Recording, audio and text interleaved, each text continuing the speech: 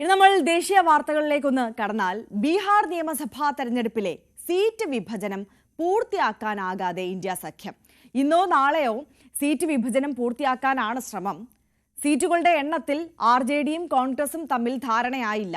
കോൺഗ്രസിന് 58 സീറ്റ് വരെ നൽകാൻ ആർജെഡി തയ്യാറാണ്. സീറ്റ് വിഭജനം പൂർത്തിയാക്കിയ എൻഡിഎയുടെ പ്രചാരണത്തിന് വരും ദിവസങ്ങളിൽ ദേശീയ നേതാക്കൾ എത്തും. വി ആർ കാർത്തിക്കാണ് നാഷണൽ ഡെസ്കിൽ നിന്ന് കൂടുതൽ വിവരങ്ങളുമായി നമുക്കൊപ്പം ചേരുന്നത്. Karthik, good morning. ഇവിടെ ഇപ്പോൾ ഇന്ത്യ സഖ്യത്തിൽ ഈ സീറ്റ് വിഭജനത്തിൽ ഏറ്റവും അവസാനം ഈ നിമിഷവും കീറാമുട്ടിയായി നിൽക്കുന്നത് എന്താണ്? Arya, good morning. ഇന്ത്യ സഖ്യത്തിൽ ആർജെഡിയും കോൺഗ്രസും തമ്മിലുള്ള ചർച്ചകൾ ഇപ്പോഴും തുടരുകയാണ് എന്നതാണ് ശ്രദ്ധേയം. ഇന്നലെ 1.5 മണിക്കൂറോളമാണ് തേജസ്വി യാദവ് കോൺഗ്രസ് നേതാക്കളുമായി ദില്ലിയിൽ ചർച്ച നടത്തിയത്. പക്ഷേ സീറ്റ് വിഭജന കാര്യത്തിൽ അന്തിമ ധാരണയിലെത്താൻ സാധിച്ചിട്ടില്ല. നമുക്കറിയാം, നവംബർ 6-നാണ് ആദ്യഘട്ട തെരഞ്ഞെടുപ്പ്. ആദ്യഘട്ട തെരഞ്ഞെടുപ്പ് 121 സീറ്റുകളിലേക്കാണ്.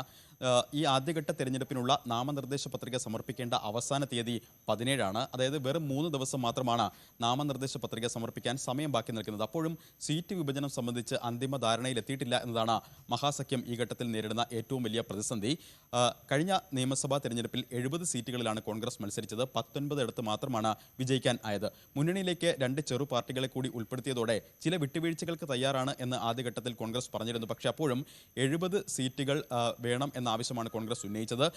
വിട്ടുവീഴ്ചകൾക്ക് തയ്യാറായാൽ പോലും 60-ൽ താഴെ സീറ്റുകളിലേക്ക് വിട്ടുവീഴ്ചയ്ക്കില്ല എന്ന നിലപാടിലാണ് കോൺഗ്രസ് ഇപ്പോഴും ഉള്ളത്. 58 സീറ്റുകൾ വരെ കോൺഗ്രസിന് നൽകാൻ ആർജെഡി ഇപ്പോഴും തയ്യാറാണ്. പക്ഷേ സീറ്റുകൾ ഏത് എന്നത് സംബന്ധിച്ച കാര്യങ്ങളിൽ അടക്കം ചർച്ചകൾ തുടരുകയുമാണ്. മാത്രമല്ല, മറ്റു ചെറുകക്ഷികൾക്കും സീറ്റ് വിഭജന കാര്യത്തിൽ അന്തിമ ധാരണയിലെത്താനായിട്ടില്ല. ആർജെഡി 135 സീറ്റുകളിൽ മത്സരിക്കും എന്നാണ് ഏറ്റവും ഒടുവിലെ ചർച്ചകളിലും ധാരണയിൽ എത്തിയിട്ടുള്ളത്. CPIML ഇന്ത്യ സഖ്യത്തിലെ ഒരു പ്രധാന കക്ഷിയാണ്. അവിടെ അവർക്ക് 30 സീറ്റുകൾ എങ്കിലും വേണം എന്ന നിലപാടിൽ അവർ ഉറച്ചു നിൽക്കുകയാണ്. ഒരുപക്ഷെ 19 സീറ്റുകൾ വരെ അവർക്ക് നൽകിയേക്കാം. കഴിഞ്ഞ തവണയും 19 സീറ്റ് നൽകിയിരുന്നു. ഇത്തവണ 18 സീറ്റുകളുടെ കാര്യത്തിൽ ഏറെക്കുറെ ധാരണയായിട്ടുണ്ട്. അങ്ങനെ ഇടത് സഖ്യത്തിന് ഇടത് പാർട്ടികൾക്കെല്ലാം കൂടി 29 സീറ്റുകൾ, അങ്ങനെ ഒരു ധാരണയിൽ എത്തിക്കാനാണ് ഇപ്പോൾ ശ്രമങ്ങൾ നടക്കുന്നത്. മാത്രമല്ല, JMM അടക്കം പുതിയ പാർട്ടികളും ഈ മുന്നണിയിലേക്ക് വന്നിട്ടുണ്ട്. വികാസ്ശീൽ ഇൻസാൻ അടക്കമുള്ള പാർട്ടികൾ JMM 12 സീറ്റുകളാണ് ആവശ്യപ്പെടുന്നത്. എന്നാൽ ഇതിന് ഇത്തരത്തിൽ 12 സീറ്റുകൾ നൽകാൻ ആർജെഡി ഒരു കാരണവശാലും തയ്യാറാകില്ല. ഇത്തരത്തിൽ ചെറുകക്ഷികളെ എങ്ങനെ തൃപ്തിപ്പെടുത്തും? അങ്ങനെ മുന്നണിയുടെ സീറ്റ് വിഭജനം പരമാവധി വേഗത്തിൽ പൂർത്തിയാക്കാനുള്ള തിരക്കിട്ട ചർച്ചകൾ ദില്ലിയിൽ പുരോഗമിക്കുകയുമാണ്. മറുവശത്താകട്ടെ NDA സീറ്റ് വിഭജനം നേരത്തെ തന്നെ പൂർത്തിയാക്കിയിരുന്നു. 101 സീറ്റുകളിൽ BJPയും JDUവും മത്സരിക്കും. ഒരു സീറ്റെങ്കിലും BJPയേക്കാൾ അധികം മത്സരിക്കണമെന്ന നിലപാട് ആദ്യഘട്ടം മുതൽ JDUവിനുണ്ടായിരുന്നു. പക്ഷേ അക്കാര്യത്തിലടക്കം JDUവിൻ്റെ നിലപാട് വിജയിച്ചില്ല. അത് ഒരു തരത്തിൽ BJPക്ക് ആശ്വാസകരമാണ്. മാത്രമല്ല, മറ്റ് ചെറുകക്ഷികളെയും വലിയ അഭിപ്രായ ഭിന്നതകളില്ലാതെ തൃപ്തിപ്പെടുത്താൻ NDAക്ക് കഴിഞ്ഞു എന്നതാണ് ഏറ്റവും ശ്രദ്ധേയം.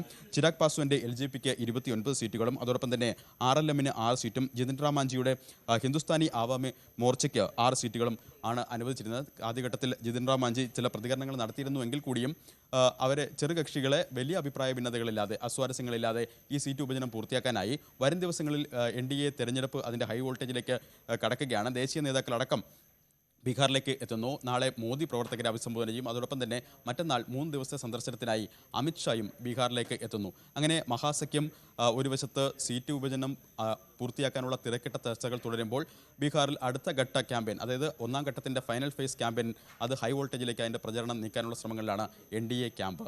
ആര്യ, യെസ്, വി ആർ കാർത്തിക്കാണ് വിവരങ്ങൾ പങ്കുവച്ചത്. കാർത്തിക് സൂചിപ്പിച്ചതുപോലെ തന്നെ NDA സഖ്യം ഇത്തരത്തിൽ ഹൈ വോൾട്ടേജ് പ്രചരണത്തിലേക്ക് 1-ാം ഘട്ട പ്രചരണം അവസാനിപ്പിച്ച് പൂർത്തിയാക്കി. അത് 2-ാം ഘട്ടത്തിലേക്ക് കടന്ന് ആ ഹൈ വോൾട്ടേജ് പ്രചാരണത്തിലേക്ക് കടക്കുമ്പോഴും ഇപ്പോഴും മഹാസഖ്യത്തിൽ ഈ സീറ്റ് വിഭജനവുമായി ബന്ധപ്പെട്ട ചില അസ്വാരസ്യങ്ങൾ ബാക്കി നിൽക്കുന്നു. അത് പൂർത്തിയാക്കാനോ പ്രഖ്യാപനത്തിലേക്ക് കടക്കാനോ സാധിക്കുന്നില്ല ഈ അവസാന നിമിഷവും എന്നുള്ള ആശങ്ക നിലനിൽക്കുന്നുണ്ട്.